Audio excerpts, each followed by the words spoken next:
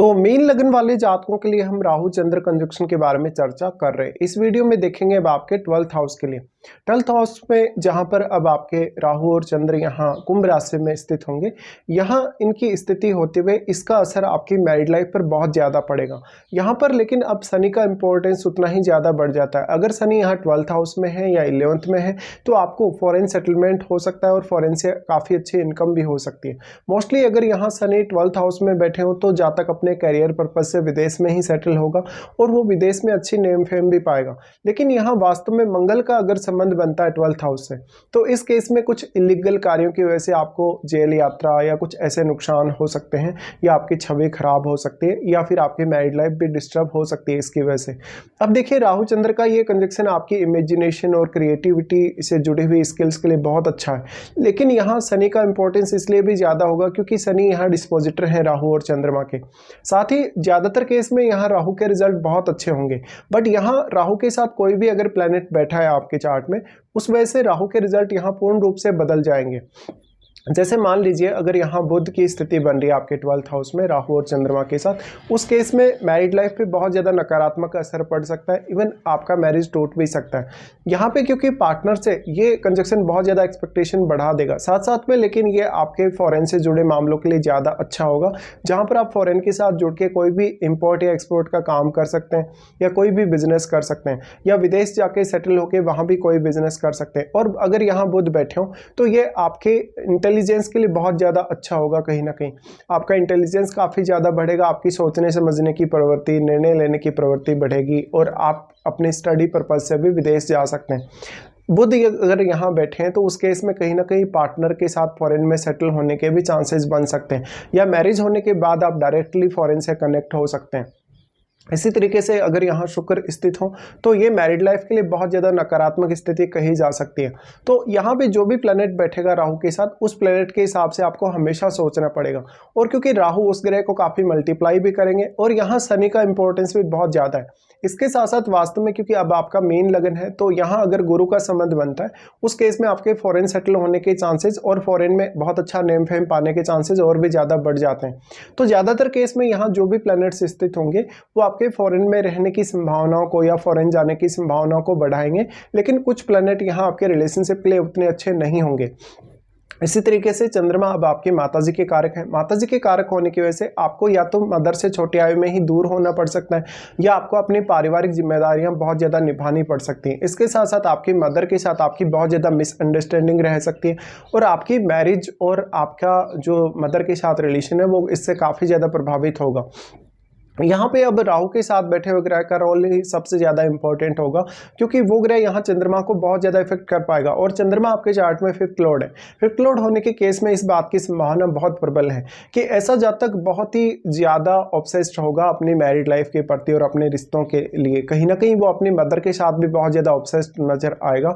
अपनी मदर से वो बहुत ज़्यादा अटैच्ड रहेगा, भले ही जातक फॉरेन में रहे या अपनी खुद की कंट्री में। यहाँ पे अब जो भी प्लेनेट बैठा है राहु के साथ, वो आपके चार्ट में किसी न किसी भाव का स्वामी अवश्य है। तो आपको उन भावों पर भी विचार करना होगा जिन भावों का वो ग्रह यहाँ स्वामी है। उन भावों के साथ आपकी अपेक्षाएं बहुत ज़्यादा बढ़ जाएंगी। उन भावों से जुड़े रिश्तों के साथ आपको काफ़ी प्रॉब्लम्स झेलनी पड़ेंगी। इसके साथ साथ ऐसा जातक बहुत ज़्यादा ओवर थिंक करने वाला होगा। अगर जुपिटर का संबंध यहाँ बनता है राहु या चंद्रमा से, तो आपके जीवन में आध्यात्मिक ग्रोथ की संभावना भी उतनी ही ज़्यादा बढ़ जाती है। अगर हम इसको दृष्टियों के हिसाब से देखेंगे तो राहु सबसे पहले आपके 4th हाउस पे दृष्टि डालते हैं।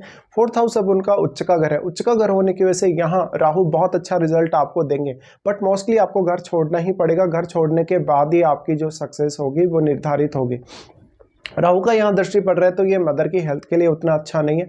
ये भी हो सकता है कि आप अपनी फैमिली सहित ही पूर्ण रूप से फॉरेन सेटल हो जाएं, या आपका जहाँ जन्म हुआ वहाँ से दूर चले जाएं। इसके साथ साथ ऐसा राहु आपके घरेलू जीवन की कुछ बाध्यताओं को बढ़ाने वाला होगा। हालांकि इसमें शनि का रोल भी बहुत इंपॉर्टेंट है। तो वास्तव में शनि का संबंध 4th हाउस से है या नहीं है, या शनि का संबंध 12th हाउस से है या नहीं, जो उनकी प्लेसमेंट है उस हिसाब से आप चेक करिएगा। यहाँ पे अब राहु का दृष्टि पड़ रहा है, तो क्योंकि राहु चंद्रमा के साथ बैठे हैं तो ये आपकी प्रारंभिक शिक्षा में भी बहुत अच्छी स्थिति को नहीं दिखा रहा, जहाँ पर हो सकता है कि आपकी एजुकेशन बार बार डिस्टर्ब हुई हो, आपका जो भी लालन पालन हुआ है, जिन कंडीशंस में आपका जन्म हुआ है वो उतनी अच्छी नहीं रही हो, लेकिन शायद आपका बाद का जीवन ज़्यादा बेहतर हो सकता है। इसके साथ साथ यहाँ पर जातक खुद को मेंटली खोजता रहेगा, कभी कभी वो बहुत ज़्यादा अपने आप को लेकर भी ऑब्सेस्ड होगा, ओवर थिंक करेगा, साथ साथ में वो कहीं ना कहीं खुद को बहुत बार अकेला भी पाएगा लाइफ में। यहाँ पे फिर राहु और चंद्रमा का दृष्टि आ जाता है आपके सिक्स्थ हाउस पे। सिक्स्थ हाउस पे दृष्टि रहेगा तो यहाँ ऑलरेडी क्योंकि केतु स्थित होंगे, अब यहाँ राहु के साथ बैठे हुए ग्रह का रोल बहुत ही ज़्यादा इंपॉर्टेंट हो जाता है, क्योंकि राहु उस ग्रह को मल्टीप्लाई कर रहे हैं, उस ग्रह की क्वालिटीज़ मल्टीप्लाई हो रही हैं और आपकी एक्सपेक्टेशन उस ग्रह से रिलेटेड भावों के लिए बहुत ज़्यादा बढ़ रही है। तो यहाँ राहु के साथ बैठा हुआ ग्रह केतु को बहुत ज़्यादा प्रभावित कर पाएगा और केतु के साथ बैठे हुए ग्रह को भी। तो ऐसे में यहाँ आपको सिर्फ वही ग्रह आपकी डेली लाइफ में या डेली रूटीन में सपोर्ट कर सकता है जो राहु के साथ बैठा हुआ है। तो आपको देखना होगा अब सिक्स्थ हाउस में केतु के साथ कोई अन्य प्लैनेट जो बैठा है वास्तव में उसके केतु के साथ कैसे रिलेशन है, राहु या चंद्रमा के साथ कैसे रिलेशन है, और मोस्टली उसके रिलेशन आपको राहु के साथ बैठे हुए प्लैनेट के साथ जरूर देखने चाहिए। यहाँ पे अब राहु के साथ बैठा हुआ ग्रह आपकी डेली लाइफ पर बहुत ज़्यादा प्रभाव डाल पाएगा, आपके रूटीन वर्क पर बहुत ज़्यादा प्रभाव डाल पाएगा। साथ ही साथ आप डेली लाइफ में कितने ज़्यादा कंफर्टेबल हैं उतना ही ज़्यादा आप अपने कैरियर में प्रोग्रेस देख सकेंगे। यहाँ से फिर जो दृष्टि है सिक्स्थ हाउस पे, उसकी वजह से जातक हमेशा सिक्स्थ हाउस के लिए अपने आप को प्रोटेक्टेड देखेगा और कोई भी प्रकार के रिस्क लेने से बचेगा। अगर आप ब्लाइंडली कोई भी ऐसा फैसला लेते हैं जिससे आपको धन का नुकसान होता हो या कोई ऐसा कर्ज वगैरह आप ले लेते हैं, उससे आपको काफ़ी ज़्यादा नुकसान होने की संभावनाएं बनेगी। इसके साथ साथ मेजरली ये आपके मानसिक स्वास्थ्य को बहुत ज़्यादा प्रभावित करेगा ये स्थिति। तो आपको हमेशा अपने बॉस से, अपने कलीग से कोई ना कोई शिकायत बनी ही रहेगी। इसके साथ साथ हो सकता है कि आपके ऊपर काम का जो बोझ है वो बहुत ज़्यादा हो सकता है। काम के बोझ या काम के प्रेशर की वजह से आपकी मानसिक स्थिति कभी कभी ठीक नहीं रहती हो और कभी भी आप अपने वर्क प्लेस पर काम करते हो कंफर्टेबल ना हो। फिर यहाँ राहु का दृष्टि आ जाएगा आपके अष्टम भाव पे। अब अष्टम भाव पे इस तरीके से राहु दृष्टि डाल रहे हैं तो यहाँ वो आपको सेक्रेट रिलेशनशिप या सेक्रेट कोई अफेयर दे सकते हैं। तो मैरिज के बाद कहीं ना कहीं इसी वजह से आप बहुत ज़्यादा डिससेटिस्फाइड रहेंगे, और क्योंकि 12th हाउस है वो आपका बेडरूम है, बेडरूम में इस तरीके से राहु चंद्र बैठे तो आप बहुत ज़्यादा कपोल कल्पनाओं में जीने वाले होंगे। यहाँ पे हो सकता है कि प्रैक्टिकल वे में आपका रिलेशन आपके पार्टनर से उतना अच्छा ना हो, लेकिन आप बहुत सारी होप्स या बहुत सारे एक्सपेक्टेशंस रख रहे हैं अपने पार्टनर से। हाँ, इतना ज़रूर है आपको 8th हाउस से रिलेटेड कुछ ना कुछ नया एक्सप्लोर करने में यहाँ मौका दे सकते हैं राहु, लेकिन इसके लिए आपको अष्टम भाव में बैठे हुए प्लैनेट को भी देखना होगा और शुक्र को भी देखना होगा। साथ ही साथ यहाँ राहु दृष्टि डाल रहे हैं अष्टम पे, तो ये आपके रिसर्च या अकल्ट जैसे जुड़े हुए जो कार्य हैं इन फील्ड से, उनके लिए बहुत अच्छी स्थिति कही जा सकती है। ऐसा राहु आपके माइंड बहुत ज़्यादा डीप बनाएगा, आपको बहुत ही ज़्यादा डीपली किसी भी विषय के बारे में सोचने में प्रेरित करेगा। तो यहाँ पर आप कोई रिसर्च जैसे कार्य से जुड़े हैं या अष्टम भाव से जुड़े किसी भी अन्य कार्य से जुड़े हैं तो यहाँ पर आपको बहुत ज़्यादा सक्सेस मिल सकती है।